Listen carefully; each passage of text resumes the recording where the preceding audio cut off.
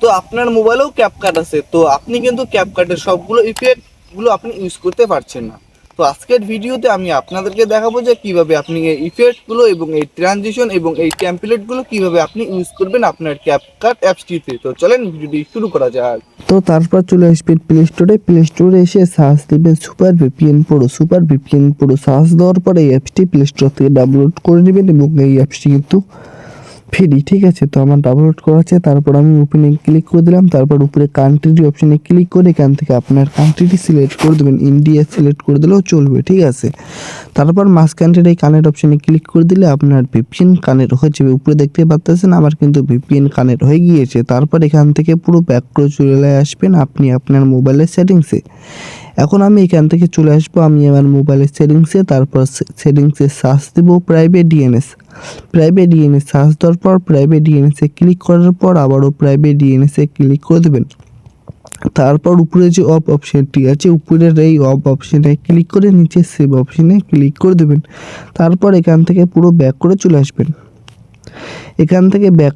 আসবেন। আপনি আপনার মোবাইলের ক্যাপকাটে আসার পর আপনারা দেখতে পারবেন এরকম একটি ইন্টারফেস চলে আসবে। তারপর গাইস আপনারা কিন্তু এখানে দেখতে পাচ্ছেন এখানে কিন্তু সবগুলো টেমপ্লেট কিন্তু আমার এখানে শো হচ্ছে এবং এখন থেকে কিন্তু আপনার ক্যাপকাটের সবগুলো ইফেক্ট এবং সবগুলো টেমপ্লেট এবং সব কিছু কিন্তু আপনার ক্যাপকাটে চলবে, ঠিক আছে। তো দেখতে পাচ্ছেন আমার কিন্তু টেমপ্লেটগুলো সব চলতেছে, ঠিক আছে। তো এখন যদি আমি ভিডিও এডিটে যাই, ঠিক আছে, তো ভিডিওতে ক্লিক করলাম, নিউ ভিডিওতে ক্লিক করে এখান থেকে একটা ভিডিও সিলেক্ট করে নিলাম, ঠিক আছে। তো ভিডিওটা সিলেক্ট করে দেওয়ার পর আমি যদি এখন ইফেক্টে যাই, ঠিক আছে, তো এখন আমি ইফেক্টে ক্লিক করব। ইফেক্টে ক্লিক করার পর ভিডিও ইফেক্টে ক্লিক করার পর আপনারা কিন্তু দেখতে পাচ্ছেন এখানে কিন্তু আমার ইফেক্টগুলো কাজ করতেছে, ঠিক আছে।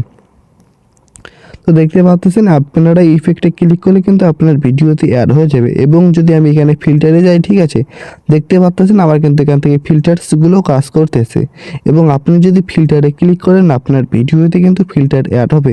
এবং আপনারা কিন্তু এখানে দেখতে পাচ্ছেন এখান থেকে কিন্তু আমার স্টিকারগুলো কাজ করতেছে। চাইলে আপনি এই স্টিকারগুলো আপনার ভিডিওতে অ্যাড করতে পারবেন।